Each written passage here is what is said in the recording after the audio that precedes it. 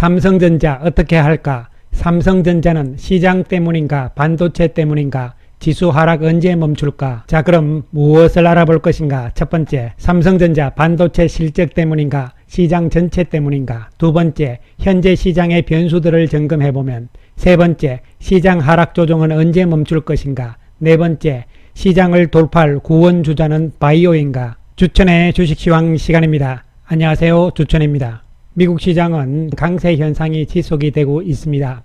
다우지수가 신고가 형태, 나스닥도 소폭 조정이지만 양봉의 모습이죠. 테이퍼링에 대한 우려, 아프가니스탄 사태에도 불구하고 미국 시장은 견조한 모습이 진행이 되고 있습니다. 반면에 우리 시장은 오늘 큰 폭의 하락세가 연출이 되고 말았습니다. 특히 코스닥 지수는 2.86% 하락세죠. 그리고 코스피는 0.89% 하락세가 나타나면서 상승 종목은 거래소 시장 116개에 불과한 상황이고 하락 종목이 786개잖아요. 코스닥은 하락 종목이 1200개가 넘는 상태가 나타나고 말았습니다. 시장이 과연 언제쯤 이 하락 조정이 멈출 것인가 이런 부분인데요. 그에 앞서서 오늘도 외국인들은 거래소 시장에서 4,100억 매도 우위, 코스닥에서도 682억의 매도 우위를 보입니다. 삼성전자에 대한 집중적인 매도가 지속적으로 나타나고 있는 상태고요. 매수하는 종목은 카카오뱅크, SK하이닉스, LG화학, 삼성바이오, HMM, SDI, 셀트리온 정도의 매수에 그치는 모습이 나타났습니다. 지난 한 주 동안 외국인들이 우리 시장에서 무려 7조 원의 순매도가 나타난 모습이잖아요. 여기에다가 오늘 4,700억 매도니까요. 7조 5천억의 매도가 지난주에 이어서 오늘까지 나타난 상황이 되겠습니다. 자, 그럼 왜 이런 것인가? 시장의 변수들을 따져보기로 하겠습니다. 지금 시장이 이와 같이 약 6개 정도의 큰 변수들이 있는 상황인데요. 중국발 규제 리스크, 미국의 통화 정책에 대한 불확실성, 즉 빠른 긴축의 시그널 이런 부분들이잖아요. 그 다음에 바이러스 확산에 따른 글로벌 문제들, 물가 상승에 대한 압력이죠. 인플레이션, 금리 상승의 우려, 그리고 경기에 대해서 경기 모멘텀이 이제 정점을 통과한 것이 아닌가, 피크아웃이 아닌가 이런 부분들, 또 실적이 좋은데도 불구하고 현실적으로 기대를 충족할 수 있을 것인가 이런 부분이 되는데요. 하나씩 이 변수들을 따져보기로 하겠습니다. 먼저 중국발 규제 리스크잖아요. 어느 정도 이미 반영은 돼 있는 상황으로 해석을 할 수가 있는 부분이고, 그 다음에 글로벌 바이러스 문제는요 여전히 진행형이죠. 그러나 학습 효과가 있다는 측면에서 생각을 해볼 필요성이 있다 이렇게 보는 것이고요. 그 다음에 물가와 금리 부분에 대해서도 물가 상승과 금리의 상승 부분들이 이제는 경기가 긍정적이라는 측면으로 접근이 될 수 있는 부분이 되는 것이죠. 그런데 중요한 것은 이에 따라서 통화 정책을 바꿀 것이다. 테이퍼링이 언제 나올 것인가? 늦으면 12월이지만요. 최근에 나온 이야기는 11월부터 할 가능성이 높다. 따라서 긴축에 대한 우려성이죠. 이런 부분들이 나타나는 것. 제일 중요한 것이 이에 따라서 경기가 2분기가 최고 좋은 것으로 끝난 거 아니냐 이런 우려감들이거든요. 제조업 쪽에 먹구름이 나타나고 있는데요. 제조업 경기가 지금 막 회복이 되는 과정에서 4차 대확산이 일어났잖아요. 이에 따라서 불안감을 증폭시키고 있는 상황인 것은 분명합니다. 그러나 조금 지나친 이러한 부분들이 아닐까 생각을 하고요. 이에 따라서 지금 실적 좋은데 주가는 못 올라간다 이런 부분들이잖아요. 이 불확실성들이 지속이 되고 있는 상황으로 볼 수가 있겠습니다. 그런데 이 가운데서 가장 핵심적인 부분들을 한번 살펴보게 되면 결론적으로 삼성전자가 되는 것이잖아요. 삼성전자가 지금 8월 초에 반짝 반등세를 보이면서 잘 가는 모습이 나오다가 급작스럽게 무너지는 상황들이 나왔습니다. 이에 따라서 삼성전자는 7월 1일부터 8월 17일까지 외국인들이 7조 3,792억을 매도를 하는 상황들이 나왔거든요. 그렇다면 이 삼성전자는 우리가 두 가지 측면으로 볼 필요성이 있는 것이죠. 첫 번째는 과연 반도체 경기가 안 좋은 이유 때문에 빠지는 것인가 이 부분을 먼저 한번 생각을 해봐야 되는 부분이고, 두 번째는 시장 전체가 안 좋다. 이것은 두 가지 측면이죠. 또한 시장 전체가 안 좋다는 것은 우리나라의 경기가 지금 안 좋다는 이야기가 첫 번째 이야기가 되는 것이고, 두 번째는요 외국인들이 기준으로 하는 MSCI 지수에서 우리나라의 비중이 축소되거나 또 아니면은 같은 신흥국 쪽에 다른 나라의 비중이 높아지거나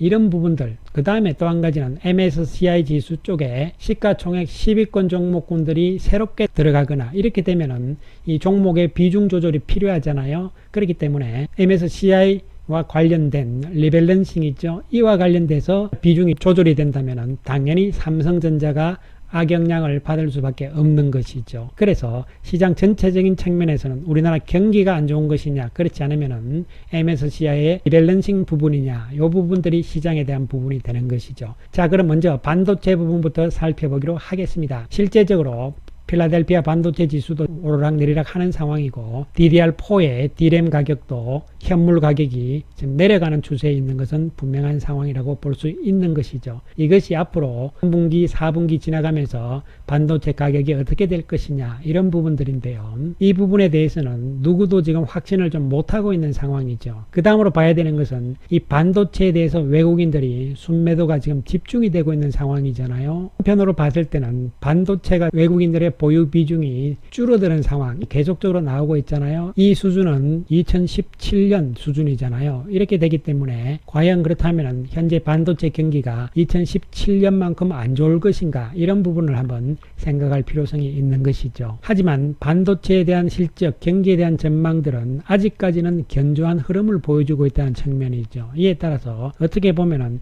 이미 반도체 때문에, 반도체 경기 때문에 삼성전자가 많이 빠지고, 또 삼성전자가 시가총액 1등이고 SK하이닉스가 시가총액 2등이기 때문에 지수에 영향을 많이 주잖아요. 이에 따라서 지수가 많이 빠지니까 다른 종목군들도 우르륵 심리적으로 안 좋으니까 빠지는 이런 상태가 나타날 수밖에 없는 것이었죠. 하지만 반도체에 대한 실적, 아직까지는 심각한 상황은 아니라는 측면에서 접근을 할 수가 있겠습니다. 그렇다면 뭐냐, 이렇게 되는 것이잖아요. 그렇다면 바로 결론적으로 이것은 시장에 대한 우려심이다, 이렇게 봐야 되는 것이죠. 그 이야기는 우리나라가 지금 위기냐, 이런 측면을 생각을 해야 되는 것이죠. 그러나 경기 측면에서 우리나라는 오히려 이 국면을 잘 돌파를 하고 있잖아요. 그렇기 때문에 시장 전체적인 측면에서의 우리나라의 경기에 대한 우려심은 아니라고 본다면 결론적으로 우리나라 시장에 대한 비중 조절이라는 개념이 되는 것이죠. 즉 패시브 자금들 입장에서는 MSCI 지수에서 우리나라의 비중이라든가 또 종목별 변화가 나올 때 이 조절을 해야 되는 상황들이잖아요. 이런 측면에서 특히 패시브 자금들은 시가총액 10위권 내에 종목 변화가 일어날 때는 새롭게 종목이 올라오게 된다면 그 종목을 사기 위해서는 기존의 종목을 팔아야 되잖아요. 그렇다면 당연히 1순위로 삼성전자의 비중을 줄이면서 새롭게 시가총액 10위권에 들어오는 종목의 비중을 높이면서 산단 말이죠. 이런 측면의 변화들이 계속적으로 나타나고 있는 것이죠. 따라서 8월 달에 MSCI 지수 리밸런싱을 하잖아요. 이런 상황들이었기 때문에 이와 맞물리면서 반도체 경기에 대한 우려심까지 정폭이 되면서 과도하게 많이 빠졌다는 결론을 내릴 수밖에 없는 것이죠. 그렇다면은 시장 리밸런싱 문제로서 외국인들 매도는 어느 정도는 이제부터는 그 진정 국면에 접어들 가능성이 높다는 측면이죠. 물론 아직까지는 조금 더 진행될 것으로 보입니다. 8월 리밸런싱을 하게 되면은 9월 초 정도까지는 이러한 흐름이 나오면서 삼성전자에 대한 매도는 나올 수 있지만 매도의 강도는 상당히 약해질 것이라는 측면에서 접근을 해야 되고, 또한 반도체에 대한 앞으로의 전망도 생각만큼 그렇게 나쁘지 않다는 측면이거든요. 이제 여기서부터는 안정을 찾아가면서 저점을 만들어 나가는 과정으로 진행될 가능성 쪽에 초점을 맞출 수가 있겠습니다. 그렇다면 시장이 지금 살아나기 위해서는요, 가장 중요한 부분이 바로 환율 문제다, 이렇게 볼 수가 있는 것이죠. 오늘도 장중엔 1170원까지 돌파하는 상황들도 나타났잖아요.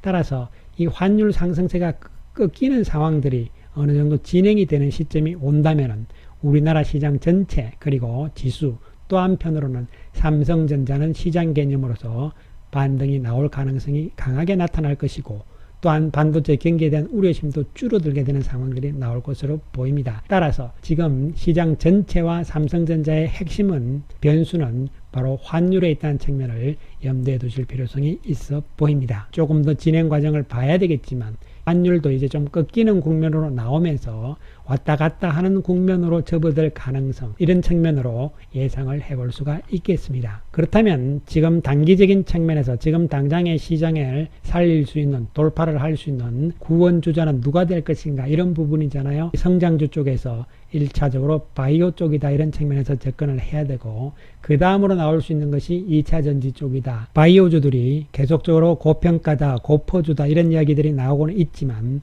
실제적으로 많이 빠진 상태였기 때문에 이제는 바이오주들도 그동안 과거 추세를 봤을 때는 평균적인 수준에 놓여 있는 것이고요. 또한 실적 측면에서도 지금 긍정적인 상황이라는 것이죠.